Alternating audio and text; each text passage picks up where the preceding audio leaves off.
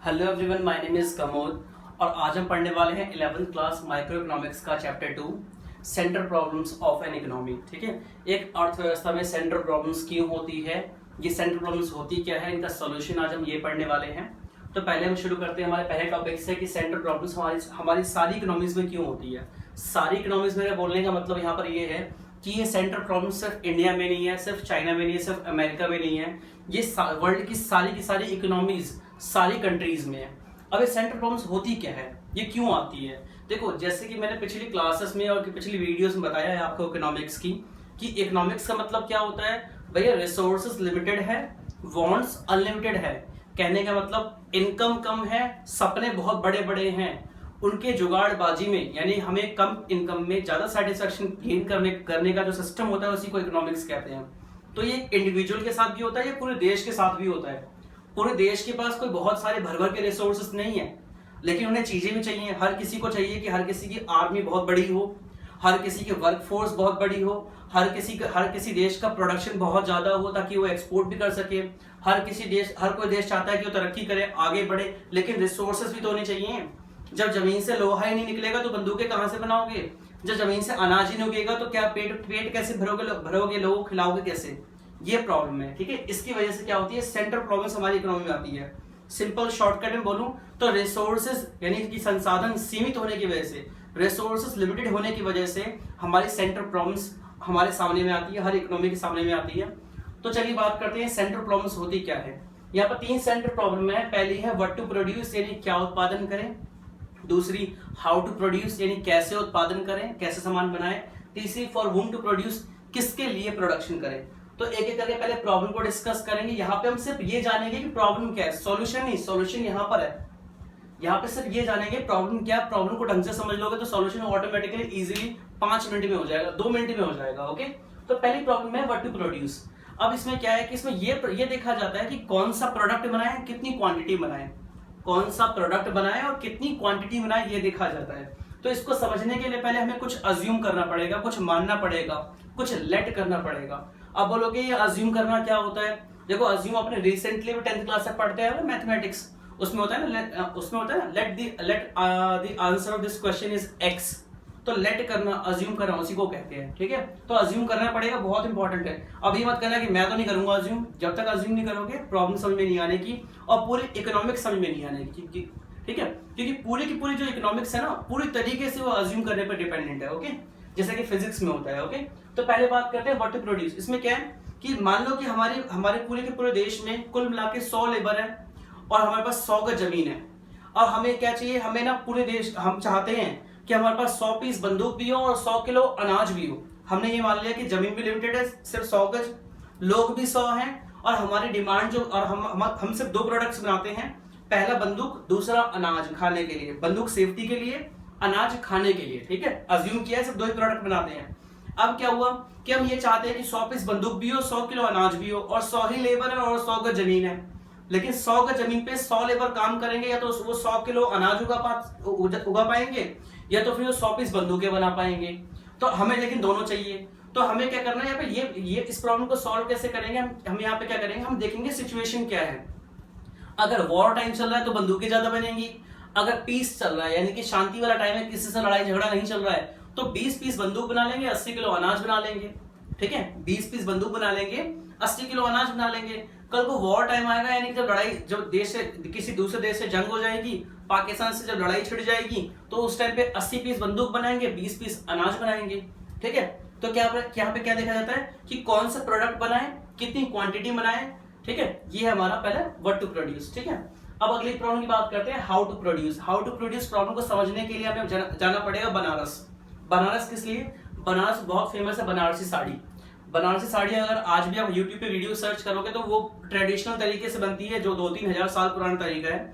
2 लकड़ी के डंडे होते हैं, उसको इस तरीके से करते हैं, कुछ इस तरीके से मोशन होता है और इस तरीके से करने पे ऊपर से धागा आता है और नीचे साड़ी बुन करके निकलती जाती है। आज भी उसी तरीके से बन रही है। ठीक है, तो होगा वहां पे क्या है कि साड़ी बनाने के लिए अभी भी लेबर्स का इस्तेमाल किया जा रहा है। ठीक है, एक तो तरीका ये है कि भाई आप इस तरीके से लेबर से साड़ी बनवा लो। दूसरा है कुछ जापानी लोग ऑफर लेके आए कि भाई हमारे पास ये एडवांस मशीन आई है, इसमें आप जिस तरीके का साड़ी का प्रिंट डालो ये मशीन ऑटोमेटिकली बना करके निकाल देगी। और इन 10 मशीनों को ऑपरेट करने के लिए सिर्फ एक इंसान चाहिए, 9 लोगों को आप काम से निकाल सकते हो। ऊपर से एक मजदूर एक दिन में 10 साड़ी बनाता है, ये मशीन एक दिन में 100 साड़ी बनाती है। तो हमारे तो बेटर ऑप्शन क्या है कि मैं मशीनों की तरफ चले जाए, लेकिन मशीनों की तरफ चले जाएंगे तो लोग बेरोजगार हो जाएंगे। तो दूसरी प्रॉब्लम क्या है कि भैया लेबर से प्रोडक्शन करवाएं या मशीनों से प्रोडक्शन करवाएं। कैपिटल इंटेंसिव का मतलब होता है मशीनों से प्रोडक्शन करवाना। सबको पता है कि मशीनों से प्रोडक्शन करवाने में कम कॉस्ट आती है और कम टाइम में काम हो जाता है, with in time with in cost काम हो जाता है। लेकिन प्रॉब्लम क्या है कि अगर हम सारा प्रोडक्शन मशीनों से करवाएंगे तो भैया हमारी जो लेबर है वो सारी बेरोजगार हो जाएगी, और अगर लेबर ही बेरोजगार हो जाएगी तो हम जो प्रोडक्ट बना रहे हैं वो खरीदेगा कौन? पूरी इकोनॉमी का साइकिल है ना, डिस्कस किया था पिछली क्लास में, वो पूरा रुक जाएगा अपनी जगह पे। ये प्रॉब्लम है। तो प्रोडक्शन किससे करवाएं, मशीनों से या लेबर से?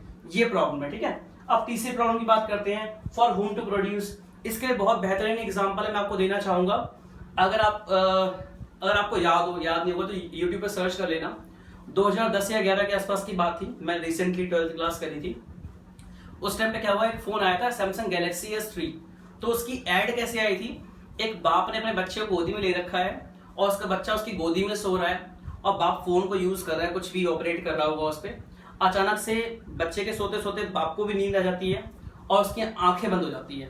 जैसे उसकी आंखें बंद होती है, उसके हाथ में फोन होता है, उसकी लाइट ऑटोमेटिकली बिल्कुल उसी मोशन जैसे आंखें ऐसे बंद होती है वैसे उसकी लाइट, उसकी स्क्रीन की लाइट बंद हो जाती है। और उसके नीचे एक टैगलाइन लिखी आती है। टैगलाइन यानी कि जैसे एड में जो होती है प्रोडक्ट के लिए, नीचे एक टैगलाइन लिखी आती है, मेड फॉर ह्यूमन बीइंग्स। अब मेरा आपसे क्वेश्चन ये है, मुझे ये बताओ, वो सैमसंग गैलेक्सी S3 था, क्या सैमसंग गैलेक्सी S2 या सैमसंग गैलेक्सी S1 कुत्ते या बिल्लियों के लिए बनाया गया था? क्या सैमसंग का एक फोन आता है गुरु कीपैड वाला, क्या वो फोन क्या गधों के लिए बनाया गया था? सैमसंग का फोन आता है J7 आता है, J5 आता है, ये आता है, वो आता है, बहुत सारे फोन आते हैं दुनिया भर के, मेट्रो वगैरह भी आया करता था सैमसंग का, ठीक है। तो क्या वो जानवरों के लिए थे? नहीं, वो भी इंसानों के लिए थे। तो ऐसा क्यों लिखा गया मेड फॉर ह्यूमन बीइंग्स? क्योंकि उनको टारगेट करना था अमीर इंसानों को। एक ही कंपनी मल्टीपल फोन्स बनाती है और सारे फोनों को कहती है ये सबसे बढ़िया, ये सबसे बढ़िया, ये सबसे बढ़िया, ये सबसे बढ़िया। तो हर फोन को बढ़िया कह रहे हैं, तो वही आखिर वो चाहते क्या है? देखो वो ये चाहते हैं अमीरों को महंगा फोन बेचना है, आम लोगों को आम फोन बेचना है और गरीब लोगों को सस्ता वाला फोन बेचना है, उनका ये टारगेट होता है, ठीक है। इसलिए हर कंपनी मल्टीपल प्रोडक्ट्स के साथ में आती है। जैसे कोलगेट का एग्जांपल ले लो। एक तो कोलगेट का सिवाका है, 50 रुपए का 200 ग्राम आता है। एक कोलगेट का स्ट्रॉन्ग टीथ है जो कि ओरिजिनल वाला है, वो 50 रुपए का 100 ग्राम आता है। प्राइसेस वेरी कर सकते हैं, एग्जैक्ट नहीं है, एक एग्जांपल है, ठीक है, लेकिन ये प्रोडक्ट इतने हैं। तीसरा उसका आता है कोलगेट का नींबू और लौंग, वो आता है आपका 75 रुपए का 100 ग्राम। एक उसका आता है कोलगेट चारकोल वाला, वो आता है 100 रुपए का 100 ग्राम। और सारे कोलगेट उनके अकॉर्डिंग बढ़िया है। तो मुझे ये बताओ, जब सारे कोलगेट बढ़िया हैं, एक आ रहा है कोलगेट सिवा का 25 का 100 ग्राम जो कि 50 का 200 ग्राम है, 25 का 100 ग्राम, एक आ रहा है 100 रुपए का 100 ग्राम। तो वो कहना क्या चाहते हैं? अगर 100 वाला बढ़िया है, 25 वाला बढ़िया, तो हम तो 25 वाला लेंगे ना। लेकिन नहीं, वहां उनके कहने का मतलब पता है क्या है? क्या भाई आपकी औकात क्या है? गरीब हो सिवा का लो, भाई मिडिल क्लास हो, lower middle class strong teeth लो, अपर मिडिल क्लास हो तो भैया नींबू वाला ले लो, नींबू लौंग वाला। अच्छा अमीर आदमी हो, पैसा बहुत है, जेब में काट रहा है, भाई वो ले लो, कोलगेट का चारकोल वाला ले लो। तो उनका बेसिकली कहने का मतलब क्या है कि भाई इंसान की जो औकात है उसके हिसाब से प्रोडक्ट लो। इस तरीके से जूतों की कंपनी में भी होता है। नाइक का या स्पार्क्स का एक जूता 500-600 रुपए का भी आता है, सबसे लोएस्ट वाला आता है एक्सपोर्ट शूज 600 रुपए का भी आता है, 700 का भी आता है। और कैनवे स्पार्क्स का जूता 10,000 रुपए का भी आता है। तो वहां पे वो कहना क्या चाहते हैं? देखो, बल्कि कंफर्ट की बात करें तो 1000-1200 रुपए का जूता ले लोगे तो उसमें अच्छा खासा कंफर्ट होता है। तो 10,000 वाला जूता इंसान लेता क्यों है? दिखावे के लिए लेता है भाई साहब। वो दिखावे के लिए, देखो मैं अमीर आदमी हूँ, देखो दिखावे के लिए मैं, देखो 10,000 रुपए का जूता पहन रखा है। जैसे नाइक का स्पाइक वाला एक जूता आया था, नीचे उसके स्पाइक्स निकले हुए थे, बहुत ट्रेंड में चला, वो 10-12 हजार रुपए का जूता था। तो लोगों ने दिखावे के लिए लिया कि देखो भाई 10-12 हजार का जूता पहना, अमीर आदमी है, ठीक है। जैसे मैं अगर आम इंसान की बात करूं तो आज के टाइम पे 10,000 रुपए का एंड्रॉइड फोन सफिशिएंट है सबके लिए, जिसको इंटरनेट पे चलाना है, कैमरा भी यूज करना है और सोशल नेटवर्किंग से जुड़े रहना है, ठीक है। सारे जैसे नॉर्मल इंसान को 10,000 का फोन काफी है। लेकिन आईफोन X जो 1 लाख रुपए का, वो भी बिक रहा है ना, ठीक है। क्यों? क्योंकि अमीर जिसका ज्यादा पैसा है वो आईफोन X लेगा, जो आम इंसान है वो नॉर्मल सैमसंग का फोन ले लेगा, इस तरीके से, ठीक है। तो इसमें क्या है, इस प्रॉब्लम में किसके लिए प्रोडक्ट बनाए? अमीर के लिए बनाए या गरीब के लिए बनाए? और हर कोई चाहता है कि भैया देखो अमीर के लिए प्रोडक्ट बनाए, गरीब के लिए कौन चाहता है? क्योंकि गरीब यूज करेगा सस्ता वाला फोन प्रॉफिट कम होगा, तो हर कोई चाहता है कि अमीर वाला फोन बनाया जाए, लेकिन अमीर वाले फोन बनाओगे तो भाई सारे लोग अमीर थोड़ी है, सारे लोग खरीद थोड़ी पाएंगे, ठीक है ना। तो उनको यहाँ पर ये देखना है सिचुएशन में कि भाई कितने परसेंट गुड्स अमीरों के लिए बनाए, कितने परसेंट गुड्स गरीबों के लिए बनाए। मैं इसमें यहाँ पर एक एग्जांपल ऐड करना चाहूंगा। मान लो दोबारा से अज्यूम कर लो कि भाई सैमसंग कंपनी कुल मिला के 2 प्रोडक्ट बनाती है। एक बनाती है सैमसंग का गुरु 1000 रुपए का, छोटा सा फोन होता है। एक बनाती है सैमसंग का गैलेक्सी जो कि है 20,000 रुपए का फोन, ओके। और मान लो कुल मिला के पूरे इंडिया में एक ही कंपनी है और ये कंपनी सिर्फ 2 प्रोडक्ट बनाती है, सैमसंग का गुरु 1000 रुपए का, सैमसंग का गैलेक्सी 20,000 रुपए का, ठीक है। अब हमारे पास 2 ही ऑप्शन है। अब क्या हुआ कि सैमसंग कंपनी के आप नए मैनेजर बने हो, आपने कहा देखो जी हमें ज्यादा प्रॉफिट कमाना है। मान लो कि दोनों पे प्रॉफिट 10% ही है, 20,000 रुपए का गैलेक्सी बेचोगे तो 2,000 प्रॉफिट कमाओगे, और 1000 रुपए का सैमसंग का जो गुरु बेचोगे तो 100 रुपए का प्रॉफिट कमाओगे। तो तुम एज अ मैनेजर क्या चाहोगे? हर कोई चाहेगा कि भाई सैमसंग गैलेक्सी एस वाला फोन बनाया जाए, क्योंकि गैलेक्सी एस में क्या है कि 20,000 रुपए का फोन है, उसको बेच के 2,000 प्रॉफिट कमाया जा रहा है, हर कोई यही चाहेगा, ठीक है ना। तुमने क्या किया, तुमने प्रोडक्शन टीम को ऑर्डर दे दिया, भाई बात ऐसी है, काम करो सिर्फ सैमसंग के गैलेक्सी एस फोन बनाए जाएंगे 20,000 रुपए वाले। और मान लो कि आपकी कंपनी की एनुअल कैपेसिटी है 100 फोन बनाने की, ठीक है। अब आपने 100 फोन सैमसंग गैलेक्सी एस बना करके मार्केट में सजा दिए, ठीक है। लेकिन मुझे ये बताओ, एक इकोनॉमी में, एक अर्थव्यवस्था में, एक देश में कितने परसेंट लोग अमीर होते हैं? कितने? 5, 10 ले लेते हैं भाई। 10% लोग अमीर है, 90% लोग क्या है, या तो मिडिल क्लास है, अपर मिडिल, लोअर मिडिल या गरीब लोग हैं, ठीक है। यानी अमीर नहीं है, जो सिंपल सी बात है। आपने सारे फोन 100 के 100 पीस अमीर वाले बना के रख दिए। 100 फोन खरीदने के लिए आए, 10 लोग अमीर थे, अपना सैमसंग का गैलेक्सी एस ले गए, 90 लोग जेब में 1000 रुपए लेके आए गुरु वाला फोन लेने के लिए, लेकिन गुरु वाला फोन अवेलेबल नहीं है, वो घर चले जाएंगे। तो भैया उनको तो फोन नहीं मिला, उनको तो परेशानी है ही है, लेकिन उनसे बड़ी परेशानी बेटा आपकी है। आपके 100 में से 90 फोन बिके ही नहीं।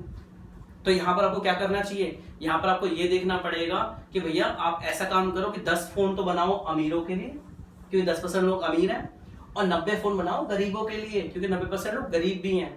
ज्यादा बड़ा हाथ मारने के चक्कर में जाओगे तो और बड़े पचड़े में फंस जाओगे और बड़ी परेशानी में फंस जाओगे, ठीक है ना। तो ये थी हमारी 3 प्रॉब्लम, इनको डीप में आपने समझ लिया होगा। अगर फिर भी कोई डाउट रह जाता है मुझे कमेंट कर देना, मैं रिप्लाई कर दूंगा, डोंट वरी, ओके। वीडियो में कुछ कमी रह जाए, वीडियो दोबारा बना के डाल देंगे, कोई परेशानी नहीं है वीडियो बनाने में, ओके। अब बात करते हैं सॉल्यूशन की। अब सॉल्यूशन तो है, देखो सॉल्यूशन 3 तरीके की इकोनॉमी होती है, मैंने बताई थी भाई। सेंट्रली प्लान्ड इकोनॉमी जो कि चाइना में, जहां गवर्नमेंट का पूरा प्रॉपर कंट्रोल होता है 100% मार्केट पे, हर एक चीज पे, रिसोर्सेज पे। दूसरी होती है फ्री इकोनॉमी, जिसमें भाई मार्केट पे जो उसके प्रोड्यूसर होते हैं उनका कंट्रोल होता है, ठीक है। पूरी इकोनॉमी में मार्केट का कंट्रोल होता है, किसी गवर्नमेंट का कोई कंट्रोल नहीं होता, गवर्नमेंट को खाली टैक्स से, इनकम से मतलब है। तीसरी इकोनॉमी हमारी होती है मिक्स्ड इकोनॉमी, जिसमें गवर्नमेंट का और प्राइवेट सेक्टर का दोनों का पार्शियल कंट्रोल होता है। फाइनल कंट्रोल हालांकि गवर्नमेंट के हाथ में ही होता है, ठीक है। तो दोनों का पार्शियल कंट्रोल होता है। तो तीनों इकोनॉमी में तीनों प्रॉब्लम के अलग अलग सॉल्यूशन है, ठीक है। तो पहले मैं बात करूंगा सेंट्रली प्लान्ड इकोनॉमी, जो कि चाइना में भी है, जिसको हम कहते हैं, जिसको हम सोशल इकोनॉमी कहते हैं, जिसको हम गवर्नमेंट इकोनॉमी कहते हैं, सेंट्रली कंट्रोल इकोनॉमी कहते हैं, सेंट्रली प्लान्ड इकोनॉमी भी कहते हैं। इसको हिंदी में केंद्रीय अर्थव्यवस्था भी कहते हैं, ठीक है, केंद्रीय नियोजित अर्थव्यवस्था भी कहते हैं इसे। इसमें क्या होगा, इसमें क्या सॉल्यूशन है पहली प्रॉब्लम का? इसमें पहली प्रॉब्लम का गवर्नमेंट ये देखेगी सिचुएशन क्या है, उसके हिसाब से प्रोडक्ट्स बनाए जाएंगे। अब जैसे मान लो मैंने एग्जांपल लिया था कि 2 ही प्रोडक्ट हम बनाते हैं, पहला है वीट यानी कि अनाज, दूसरा है गन्स। तो गवर्नमेंट देखेगी सिचुएशन क्या है, भाई अगर पीस का टाइम है तो अनाज ज्यादा बनाया जाएगा, और वॉर का टाइम है तो गन्स ज्यादा बनाई जाएगी। दूसरी प्रॉब्लम हाउ टू प्रोड्यूस, इसमें गवर्नमेंट का फोकस रहता है कि लेबर इंटेंसिव टेक्निक यूज की जाए, जिसमें ज्यादा से ज्यादा लोगों को काम मिल सके। ज्यादा लोगों को काम मिलेगा तो क्या होगा, फुल एम्प्लॉयमेंट इक्विलिब्रियम रहेगा, यानी हर किसी के पास रोजगार रहेगा, हर किसी के पास नौकरी रहेगी, कोई भूखा नहीं सोएगा किसी का परिवार, ठीक है। तीसरा, इसमें गवर्नमेंट का फोकस रहता है कि गरीब लोगों के लिए प्रोडक्शन ज्यादा किया जाए, क्योंकि ज्यादातर लोग गरीब है, चाहे इकोनॉमी वर्ल्ड की कोई सी भी हो, गरीब लोग सबसे ज्यादा हर इकोनॉमी में होते हैं। ऐसी कोई इकोनॉमी नहीं है जहां पर सारे के सारे लोग अमीर हो, ऐसा कोई देश नहीं है, ठीक है ना। अब बात करते हैं फ्री इकोनॉमी की। फ्री इकोनॉमी सबसे कॉमन एग्जांपल हमारे पास है यूएसए, अमेरिका। फ्री इकोनॉमी जैसे कि मैंने बताया कि सरकार का मार्केट पे कोई कंट्रोल नहीं है, सरकार का इकोनॉमी पे कोई कंट्रोल नहीं है।